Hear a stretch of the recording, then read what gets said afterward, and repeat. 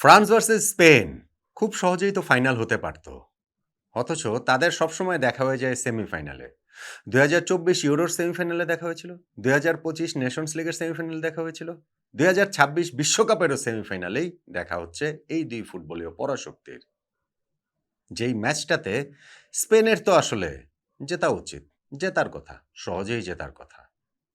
মানে আপনি যদি হচ্ছে গিয়ে ইতিহাসের দিকে তাকান, গত ২ টা যে টুর্নামেন্টের কথা বললাম, ইউরো এবং নেশনস লিগ সেই ২ টাতেই স্পেন জিতেছে।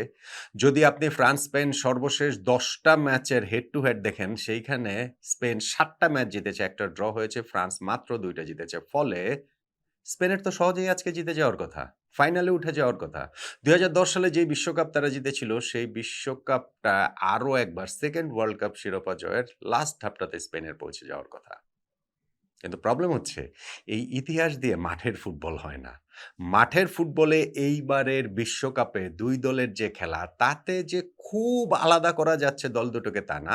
কিন্তু তুল্যমূল্য বিচারে ফ্রান্সই এগিয়ে থাকবে স্পেনের চেয়ে। আমি ইনফ্যাক্ট একটা ওই প্রেডিকশন ভিডিও করেছি। আমার ফেভারিট র‍্যাঙ্কিং যেটা করেছি, যেইটা আবার আমার খুব ফেভারিট আলোচনা। সেইখানটাতেও কিন্তু আমি ফ্রান্সকে ১ নম্বরে রেখেছি, স্পেনকে ২ নম্বরে রেখেছি। এখন এই ২ টা দলের একটা দল তো সিউরলি সেমিফাইনাল থেকে বাদ হয়ে যাবে। কিন্তু এই ২ টা দল এখন পর্যন্ত টুর্নামেন্টের বিবেচনা আমার মনে হচ্ছে যে যারাই ফাইনালে উঠবে তারাই আসলে বিশ্বকাপ জিতবে। ফলে সেই মুখোমুখি লড়াইটাতে এই সেমিফাইনালটায় ফ্রান্সের জয়ের সম্ভাবনাটা আমি যেহেতু একটু বেশি দেখছি সেই কারণে ফ্রান্সকে ১ নম্বরে রেখেছি, কিন্তু স্পেনকেও ২ নম্বরেই রেখেছি। আর্জেন্টিনা, ইংল্যান্ড আরেকটা সেমিফাইনালের যে মুখোমুখি আছে ওইখান থেকে তো একটা দল সিউরলি ফাইনালে খেলবে এবং ওই ২ টা দল অবশ্যই বিশ্বকাপ জিততে পারে। কিন্তু সেমিফাইনালের আগের হিসাব নিকাশে এই ফ্রান্স ভার্সেস স্পেন এই ম্যাচটা আসলে সত্যিকার অর্থেই ফাইনালের আগের ফাইনালের একটা ভাইব দিচ্ছে। স্পেনের কোচ দে লা ফুয়েন্তে কিন্তু এক্সাক্টলি এই কথাটাই বলেছেন যে ফাইনালের আগের ফাইনাল এই ম্যাচটা। সেইটা আর্জেন্টিনা, ইংল্যান্ডের কোচ, প্লেয়ার বা তারাও তাদের পয়েন্ট অফ ভিউ থেকে সেইভাবে আসলে বলতেই পারে। পয়েন্ট হচ্ছে গিয়ে এই যে ম্যাচটা হচ্ছে সেইখানটাতে আসলে ডিফারেন্সটা মেক করে দিবে কি, কোন জায়গাটাতে লড়াই হবে। লড়াইটা হবে ফ্রান্সের অ্যাটাকের সঙ্গে স্পেনের ডিফেন্স এবং এইটা এত চর্চিত হচ্ছে একটু অবাক করার মতো। মানে মনে হচ্ছে যে ব্রাজিল ভার্সেস ইতালি খেলা হচ্ছে। যে অ্যাটাকিং ফুটবলের সঙ্গে ডিফেন্সিভ ফুটবল বা ফ্রান্স ভার্সেস ইতালিও বলতে পারেন। ফ্রান্স তো অ্যাটাকিং ফুটবলের জন্য তাদের খ্যাতি রয়েছে। কিন্তু স্পেন ডিফেন্সিভ ফুটবল তাদের ডিফেন্স এত ভালো। সেইটাই বিশ্বকাপের চর্চায় ফ্রান্সের অ্যাটাকের সঙ্গে সেই তুলনায় আসছে। চলে আসছে মানে কি যে এইটা সাম্প্রতিক সময় শুধু না, একেবারে ইতিহাস ধরে আসলে টান দিয়ে দিয়েছে। কেন আসলে এরকম ঘটনাটা ঘটছে এবং আল্টিমেটলি কি সত্যিই সেইটা ডিসাইড করে দেবে কিনা? দেখেন গত বছরের জুন মাসে যেই নেশনস লিগের সেমিফাইনালে মুখোমুখি হয়েছিল ফ্রান্স-স্পেন, যেখানে ফ্রান্স ৫-৪ গোলে হেরে গিয়েছিল স্পেনের কাছে। সেই ম্যাচের রেজাল্টটা কিন্তু একটু মিসলিডিং। ওইটা কিন্তু জাস্ট শুধু যদি আপনি রেজাল্টটা দেখেন তাহলে আপনার কাছে মনে হবে যে মানে খুবই একেবারে টায়ে লড়াই হয়েছে, বাঘে সিংহে লড়াই হয়েছে। হ্যাঁ, অবশ্যই লড়াই তো জমজমাট হয়েছে। ৯ গোলের ম্যাচ, থ্রিলার তো বটেই, ৫-৪ গোলেই স্পেন জিতেছে। কিন্তু ম্যাচটাই স্পেন আসলে একতরফায় জিতে নিয়েছিল। তারা শুরুতে ৪-০ গোলে এগিয়ে গেছে। ফ্রান্স একটা গোল শোধ দিয়ে যেন ৪-১ করেছে। তারপরে তারা আরো একটা গোল দিয়ে ৫-১ করে নিয়েছে। শেষ দিক দিয়ে গিয়ে ফ্রান্স ৩ টা গোল শোধ করেছে। যে ৭৯ মিনিট থেকে আর্জেন্টিনা যেমন মিশরের বিপক্ষে ৩ গোল দিয়ে ম্যাচ জিতে গেল, ওই ৭৯ মিনিট থেকে ফ্রান্স শেষে ৩ গোল দিয়ে ব্যবধানটা কমিয়ে এনেছে।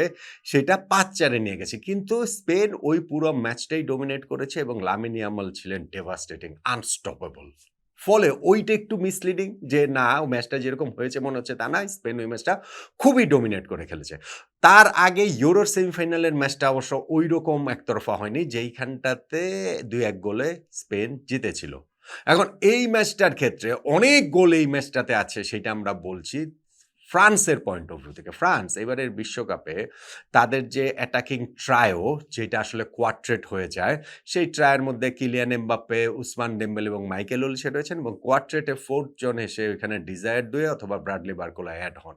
সেইটা ফ্রান্সের এই বিশ্বকাপ না, ফ্রান্সের ইতিহাসেরই সর্বকালের সবচেয়ে কার্যকর ফরওয়ার্ড চতুষ্টয় কিনা সেটা নিয়ে পর্যন্ত আলোচনা হচ্ছে। অ্যান্ড সেই আলোচনাটা আসলে একটা ভিত্তি পাবে কোন সময়? যদি ফ্রান্স বিশ্বকাপ জিততে পারে। যদি বিশ্বকাপ না জিততে পারে তাহলে এই আলোচনা হালে পাত্তা পাবে না। বিশ্বকাপ জিতলে এই কোয়ার্টেট বা এই ট্রায়ো, অ্যাটাকিং ট্রায়ো বিশ্বকাপের ইতিহাসে শুধু ফ্রান্স না, সব দলের মধ্যেই সেরাদের তালিকায় কোথায় থাকবে সে আলোচনা হতে পারে। কিন্তু সেই বিশ্বকাপ না জিতলে আলোচনাটা হবে না। এই তারা এখন পর্যন্ত যেমন ধরেন কিলিয়ান এমবাপ্পে ওয়ার্ল্ড কাপ এলেই তো তিনি বিস্ট হয়ে ওঠেন। এমনিতেও তাই। মানে ক্লাব ফুটবলে যে পারেন না বিষয়টা তা না। এই রিয়াল মাদ্রিদের এই সিজনটা নাকি এত খারাপ গিয়েছে তারপরেও ৪২ ম্যাচে ৪৪ গোল। সেই কিলিয়ান এমবাপ্পে ওয়ার্ল্ড কাপে ৮ গোল করেছেন, ৩ টে অ্যাসিস্ট করেছেন। উসমান ডেম্বেলের ৫ গোল হয়ে গেছে। মাইকেল ওলিসে কোনো গোল পান নাই। কিন্তু এই ফ্রান্স টিমের কন্ডাক্টর, অর্কেস্ট্রার কন্ডাক্টর থাকে না? সেইটাই মাইকেল ওলিসে।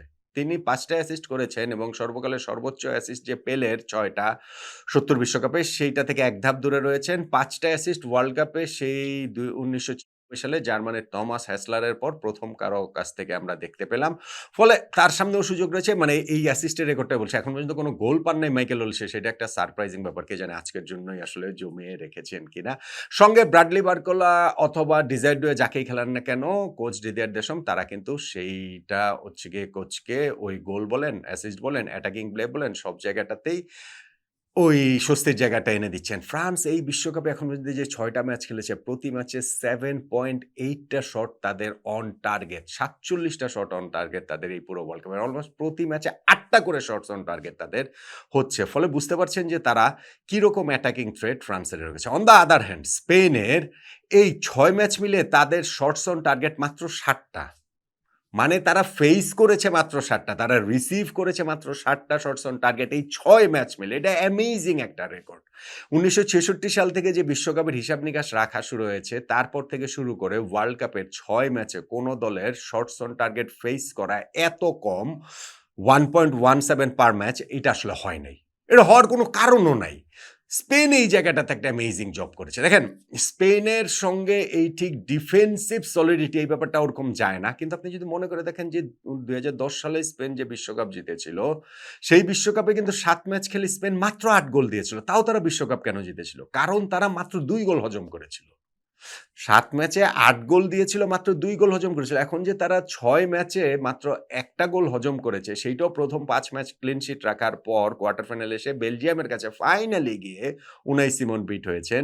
সো এইটা কিন্তু স্পেনের সেই ব্লু প্রিন্টার কথা মনে করিয়ে দিচ্ছে ২০১০ বিশ্বকাপে। তাদের গোলকিপার উনাই সিমন কিংবা তাদের ধরেন হচ্ছে গিয়ে সেন্ট্রাল ডিফেন্সে পাউ কুবার্সি, আইমেক লাপোর্ট কিংবা তাদের সামনে যে শিল্ড হয়ে থাকেন রদ্রি। রদ্রি তো দুর্দান্ত ফর্মে। তার সেই ব্যালন ডিওর উইনিং ফর্মে এই ওয়ার্ল্ড কাপে তাকে দেখা যাচ্ছে। ফলে ফ্রান্সের জন্য এই কাজটা নিশ্চয়ই কঠিন। স্পেনের এই ডিফেন্স ভাঙার কাজটা নিশ্চয়ই কঠিন। যারা এই ৬ ম্যাচ মিলিয়ে মাত্র ৭ টা শটস অন টার্গেট ফেস করেছে।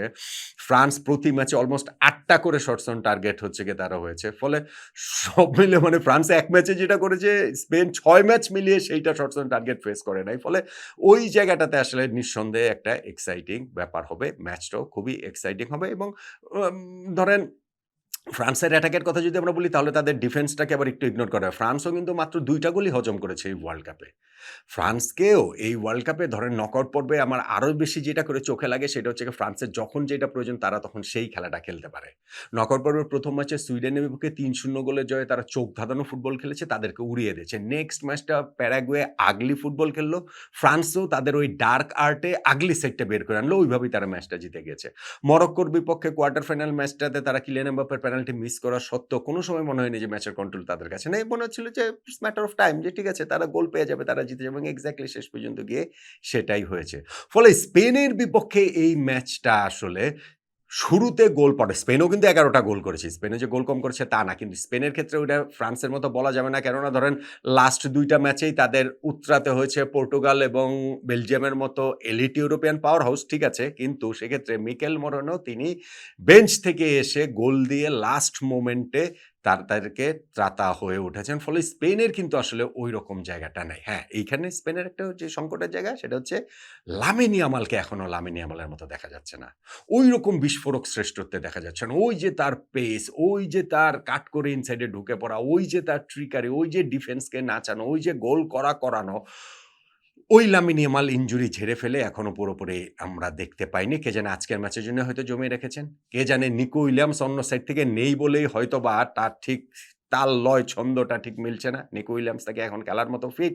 কোচ দে লা ফুয়েন্তে তাকে ফার্স্ট 11 এ খেলান কিনা উইলিয়ামস এবং ইয়ামাল এই ২ জন যদি ২ সাইডে খেলেন, তাহলে এই স্পেন অ্যাটাকিং ফুটবলেও অন্যরকম হয়ে ওঠার চান্স রয়েছে। মিকেল মরেনো মনে হয় না ফার্স্ট 11 এ খেলানো হবে। কেননা ওয়ারজাবাল সেখানে আছেন এবং তিনিও ৪ টা গোল টুর্নামেন্টে এখন পর্যন্ত করেছেন। ফলে এই যে ম্যাচটা হচ্ছে ফ্রান্স ভার্সেস স্পেন, সেইটাকে ওইভাবে ম্যাচের আবহ যে ফ্রান্সের অ্যাটাক ভার্সেস স্পেনের ডিফেন্স, হ্যাঁ? এই ওয়ার্ল্ড কাপের হিসাব-নিকাশ যদি আপনি ধরেন তাহলে সেভাবে বলাই যায়।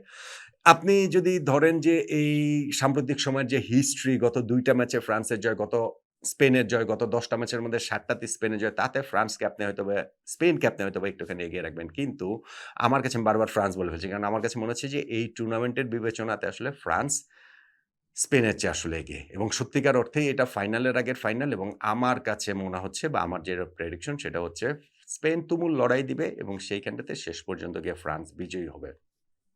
হাই স্কোরিং ম্যাচ, অনেক, অনেক গোলের ম্যাচ। ২ দলের লাস্ট মুখোমুখিতে যেমন ৯ গোল হয়েছে ঐরকম ম্যাচ। আমার মনে হয় না যে ওরকম হাই স্কোরিং থ্রিলার এটা হবে। টাইট ম্যাচ হবে কিন্তু সেই টাইট ম্যাচে কোনো একটা ম্যাজিক, কোনো একটা ভুল কারো, কোনো একটা ডিসিশন রেফারিং সবকিছু মিলিয়ে ম্যাচের রেজাল্টটা কোনো এক পক্ষে চলে যাবে এবং যেই দলটাই জিতবে তারা ওইটা ফিল করবে যে বিশ্বকাপটা তাদের আসলে কোট আনকোট অধিকার। এই ম্যাচ যদি জিততে পারে তাহলে বিশ্বকাপের সঙ্গে একেবারে স্পর্শের দূরত্বে চলে আসবে এবং আমার সেই প্রেডিকশনের জায়গাটা হচ্ছে ফ্রান্স এই ম্যাচে স্পেনকে হারিয়ে ফাইনালে উঠবে। আপনার প্রেডিকশন কি? জানাতে পারেন।